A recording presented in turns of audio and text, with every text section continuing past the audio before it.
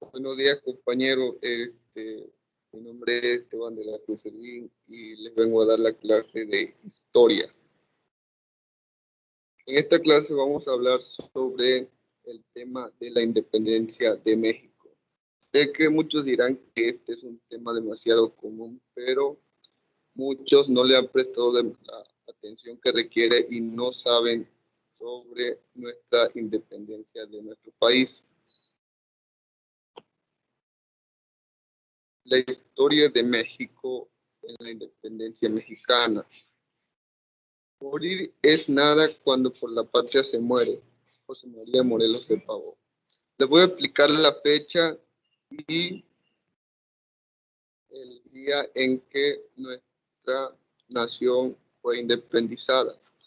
Les aconsejo que tomen la atención que requiere porque les voy a dejar una tarea, un examen que tienen que contestar. Ya se los voy a asignar después. Dice así: la madrugada del 16 de septiembre de 1810, el cura don Miguel Hidalgo y Costilla convocó al pueblo de Dolores Hidalgo a través del repique de las campanas de su iglesia a levantarse en armas en contra del dominio de los españoles. El periodo de nuestra historia, conocido como la Guerra de Independencia, empieza estrictamente hablando la madrugada del 16 de septiembre de 1810, cuando el padre Miguel Hidalgo da el llamado Grito de Dolores y termina el 27 de septiembre de 1821, 11 años después, por la entrada triunfal del ejército trigarante, encabezado por Agustín de Iturbide y Vicente Guerrero, a una jubilosa Ciudad de México. El objetivo principal de este movimiento armado social era liberar a nuestro territorio del yugo español y que en cada rincón de las colonias se olvidase por completo el concepto virreinal. La independencia de México tiene diversas etapas. Una de más las importantes abarca desde el Grito de Dolores, 16 de septiembre del 1810. No olviden esta fecha, ya que esta fecha viene en una pregunta de la tarea que les voy a asignar. Hasta la batalla de Puente del Calderón, el cual municipio de Zapotanejo, Jalisco, el 17 de enero de 1811, cuando la muchedumbre dirigida por Hidalgo, con su famoso estandarte guadalupano en mano, peleaba con más pasión y arrojo que estrategia. Sin embargo, fue derrotado y apresado. Querétaro, como todos sabemos, en la cuna de la independencia, ya que aquí se gestó la misma con importantes personajes como la corregidora doña Josefa Ortiz de Domínguez, su esposo el corregidor Hidalgo Allende Aldama, los hermanos Epigmenio y Emeterio González, entre otros. La fiesta patria congrega a miles de familias mexicanas, quienes llenan a las plazas y centros principales de las ciudades, así como los edificios de ayuntamientos para conmemorar un aniversario más del grito de independencia. Campana de Dolores. La campana de Miguel Hidalgo hizo sonar la madrugada del 16 de septiembre de 1810 para motivar al pueblo a levantarse en armas contra el mal gobierno español. Una vez conducida, la guerra de independencia fue conservada por los gobiernos liberales posteriores como uno de los símbolos primordiales del comienzo de ese importante movimiento. Hoy la campana de Dolores puede admirarse perfectamente restaurada en una Ciudad de México. El presidente de la República en turno tiene la obligación de hacerla respirar para revivir ante el gran público congregado en la plaza del Zócalo la noche del 15 de septiembre. El grito que en frenesí diera el padre Hidalgo para iniciar la lucha por la independencia. También les voy a explicar la cronología, los tiempos más importantes que tuvo esta independencia. En 1810 nace la conspiración de Querétaro para levantarse contra el virreinato. 16 de septiembre de 1810, el padre Miguel Hidalgo anima a los feligreses y da el grito de Dolores para comenzar con la lucha de independencia mexicana. 1811, en el conocido puente de Calderón caen derrotados los indios y los campesinos y apresan a Hidalgo, juzgan y fusilan colgando su cabeza en las esquinas de Alhóndiga de Granaditas. 1812, José María Morelos se hace frente al mando del ejército independiente y hace su campaña en el sur del país. 1813, José María Morelos convoca el primer Congreso Independiente. 1815, José María Morelos fue derrotado, hecho prisionero y fusilado. 1817, Francisco Javier Mina, Miller y Terán y Vicente Guerrero y Torres se alzaron en la lucha por la independencia. Esas son las cronologías más importantes de nuestra independencia mexicana. También están los tipos de gobierno que se hicieron en estas fechas.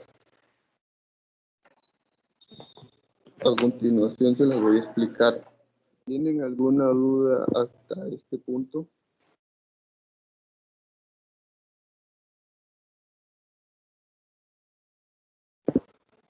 No. Nadie. Ok, gracias. Bueno, continúo. Los tipos de gobierno en estas fechas fueron gobierno monárquico, gobierno republicano. Estos dos fueron uno de los más importantes.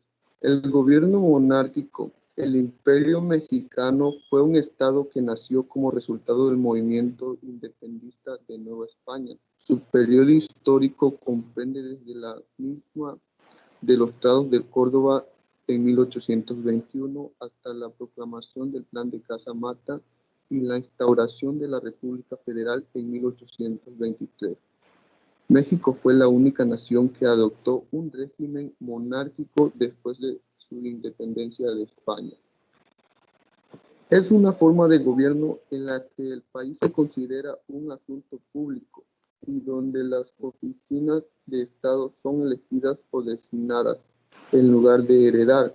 Un gobierno de jefe de Estado no es un monarca y los líderes del gobierno ejercen el poder según el Estado de Derecho. En los tiempos modernos, la definición de republicano se refiere comúnmente a un gobierno en el que los individuos elegidos representan el cuerpo ciudadano, una república democrática. El gobierno republicano.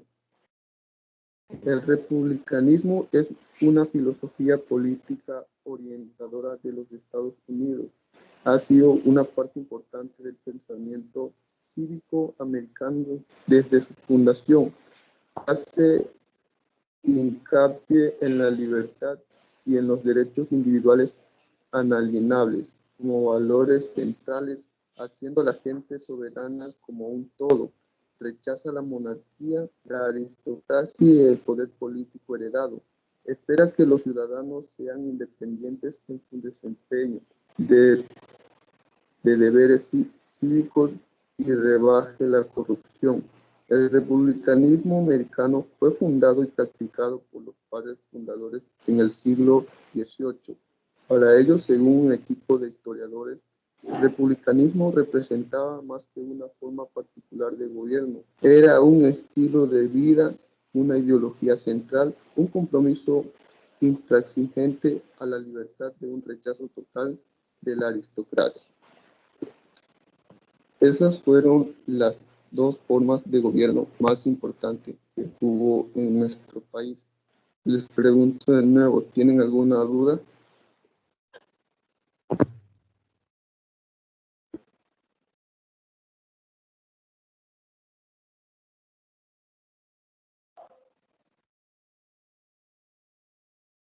Bueno, parece no.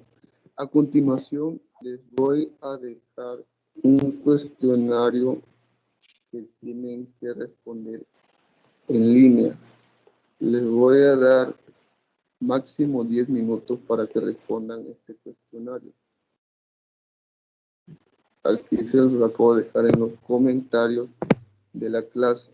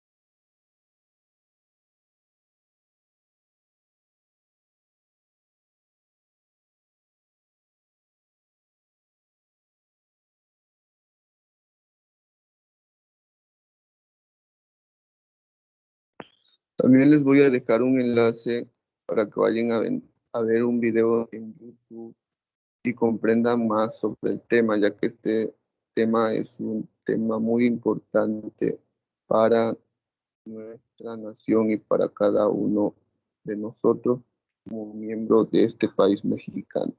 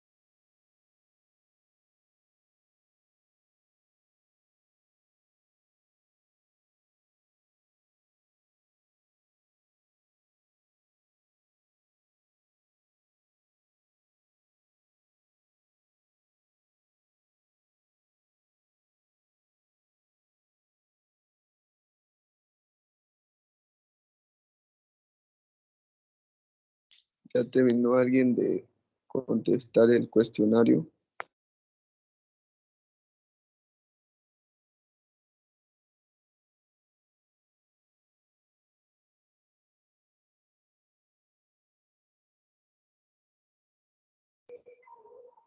Bueno, les voy a decir las respuestas. La primera pregunta era, ¿qué tipo de gobierno se formó tras la proclamación de la independencia en México? Tenían cuatro opciones: monarquía absoluta, monarquía institucional, imperio o democrático. La respuesta correcta era democrático, era un gobierno democrático. La siguiente pregunta era, ¿qué logia brindó apoyo a los conservadores? Era cuatro opciones, igual que la anterior: logia mexicana, logia americana, logia yorquina o logia escocesa. La respuesta correcta era logia americana.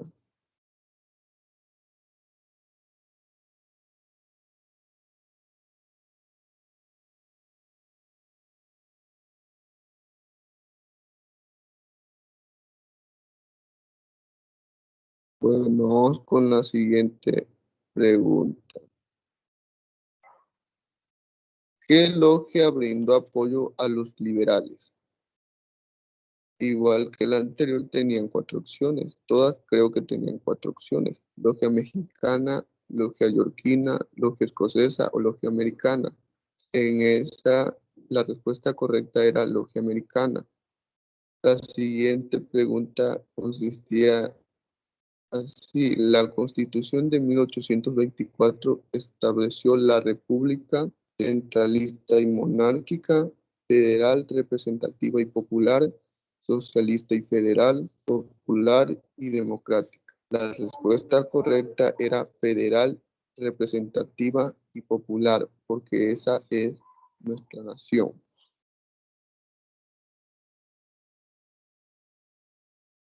La siguiente pregunta es que implica una gran transformación del sistema mexicano para adecuar el proceso productivo de la Nueva España conforme a los patrones europeos. El descubrimiento de América, la independencia de México, la conquista de México o la invasión francesa. La respuesta correcta era la conquista de México. La siguiente pregunta decía: propiedad comunal referida a los bienes raíces cuyos productos servían para cubrir los gastos públicos y podían ser rurales o urbanas. Los ejidos, los propios, el fondo legal, las propiedades. La respuesta correcta eran los propios, porque eran de ellos. Propiedad comunal que abarca los campos que no se cultivan pero cuya leña, pastos y aguas eran de uso común. Los propios, el fondo legal, las propiedades, los ejidos. La respuesta correcta eran los ejidos, porque de ahí agarraban todas esas cosas para poder hacer sus quehaceres. Tuvo un papel muy importante en la evangelización, educación de los indígenas, el Estado, el municipio, el sacerdocio, el clero popular. Y la respuesta correcta era el clero popular. La novena pregunta decía: arribaron en 1572, dedicándose en primer término a la educación de los jóvenes criollos y fundaron varios internados educativos. Tenía cuatro opciones: los españoles, los mexicas, los jesuitas, los aztecas. Y la respuesta correcta eran los jesuitas, porque ellos adoptaban a los criollos para darle mejor estudio. Y la última pregunta decía: dentro de la estructura piramidal de la sociedad novohispana, eran los señores de la tierra, los mexicas, los españoles, los mestizos y los jesuitas. La respuesta correcta eran los mexicas. Bueno, esas fueron todas las preguntas del cuestionario que hicieron, todas las respuestas. A continuación vamos a hablar igual de otro tema muy importante que tuvo nuestro país en la antigüedad. La primera intervención de Francia de 1838 al 1839. A pesar de los intentos realizados por el gobierno mexicano, el reconocimiento de Francia se dio solamente hasta 1830 por el rey Luis Felipe de Orleans. A cambio de formalizar las relaciones comerciales entre ambos países, ese mismo año envió al agente comercial Fernando Magino como ministro plenipotenciario con rango de encargo de negocio. A pesar de los riesgos que se representaba por México, el comercio en la segunda potencia europea, poseedora de grandes flotas mercantes, el gobierno firmó con Francia 2 tratados de comercio. El primero fue la Declaración del 9 de mayo de 1827, con el cual México otorgó a Francia el estatus de nación más favorecida, aseguraba reciprocidad comercial y protección de los ciudadanos de ambas naciones, libres de servicio militar y préstamos forzosos. Este trabajo no fue ratificado por el Congreso mexicano porque Francia no hacía explícito el reconocimiento de la independencia de México. Segundo punto. El segundo se firmó en 1831 con el representante francés Manuel Eduardo de Gorostiza. También fue rechazado por el Congreso mexicano porque se garantizaba la libertad de culto a los franceses en contra de lo establecido en la Constitución de 1824. Para 1832, el ministro francés Barón Antoine de Fouilly insistió en la firma de un comercio al menudeo para sus naciones que llamó Convención Provisional, vigente mientras se negociaba un tratado definitivo, aunque fue aprobado por el gobierno de Santa Anna. El Congreso se rechazó por respuesta al ministro de Fouilly. Utilizó reclamaciones reales o imaginarias, justa o injusta, que varios franceses presentaron en contra del gobierno mexicano por daños causados a sus comercios, como medida de precisión para obligarlo a firmar un tratado de libre comercio, exigiendo el pago inmediato de una suma enorme e indemnizaciones. Segundo punto de la intervención francesa. El ministro francés rompió las relaciones con México y abandonó el país. A principios de 1838 volvió acompañado de algunos buques de la Armada francesa que se establecieron frente al puerto de Veracruz exigiendo el pago de 600,000 pesos, 10% del presupuesto anual del gobierno, incluida la de un pastelero que diera a los franceses resistentes liberal para comenzar el menudeo. A principios de 1839 se iniciaron las negociaciones entre México y Francia, contando con la mediación del ministro inglés Richard Buckingham. El Tratado de Paz se firmó el 9 de marzo de 1839 en Veracruz. El gobierno mexicano aceptó pagar los 600,000 pesos y anular los préstamos forzosos, pero se negó a concederle a los franceses más liberales del comercio al menudeo, ofreciendo dar el mismo tratamiento comercial que se daba a todos los extranjeros. Francia, a cambio, retiró su flota de guerra y renunció al pago de la indemnización por los gastos de guerra.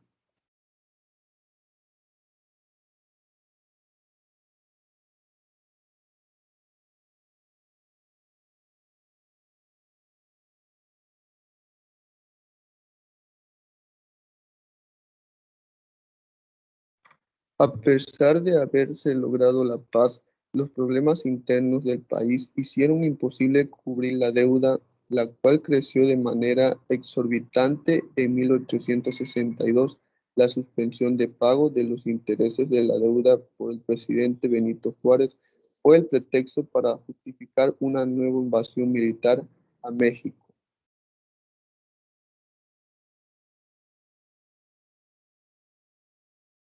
Desde muchos tiempos atrás, los norteamericanos también habían presionado para que México les vendiera Texas, Nuevo México y la Alta California. Sin embargo, al no tener lo que deseaban, resolvieron tomarlos por medio de la fuerza. Para tal fin, no solo reconocieron la independencia de Texas, sino que además aceptaron su solicitud para que se formara parte de la Unión Americana en febrero de 1845. México protestó por la medida, ya que todavía la consideraba como parte del territorio nacional, por lo que días más tarde militarizaron la frontera de Texas con México en el Río Grande, ahora Río Bravo, según los estipulado desde el principio, ya que lo habían firmado Santa Anna al ser capturado por los tejanos, pero no tenía las atribuciones para hacerlo. En última instancia, era territorio en disputa, pero al presentarse uno de 2 millones de pesos que reclamaban los norteamericanos, los problemas diplomáticos y los enfrentamientos posteriores que hubo entre ambas naciones fue tomado como pretexto por Estados Unidos para declararle la guerra a México el 13 de mayo de 1846, alegando una supuesta violación a la soberanía de su territorio.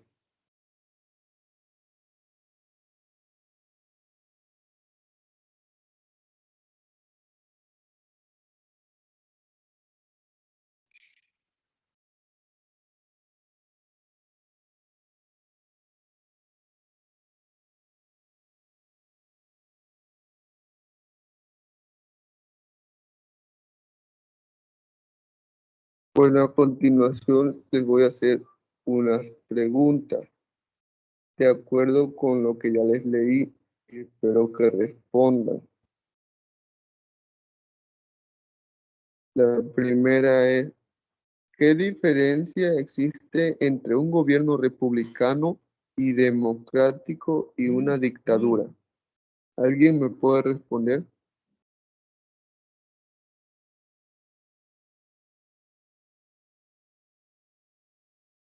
¿Nadie?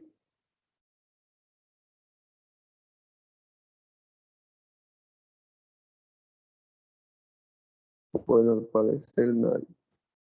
Les repito la pregunta, ¿qué diferencia existe entre un gobierno republicano y democrático y una dictadura?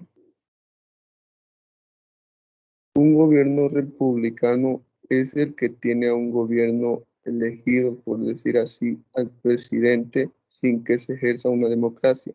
Un gobierno democrático es el que se elige por medio de votos, como lo hacen ahora con los presidentes, gobernadores y diputados. Y una dictadura es aquel que ha gobernado por muchos años, como Porfirio Díaz. Ese es un ejemplo muy claro para la dictadura. ¿Qué tipo de gobernante fue Porfirio Díaz? ¿Alguien puede responder? Porfirio Díaz fue un gobernante dictador, ya que este tuvo muchos años en la presidencia mexicana, lo que lo convierte en dictador.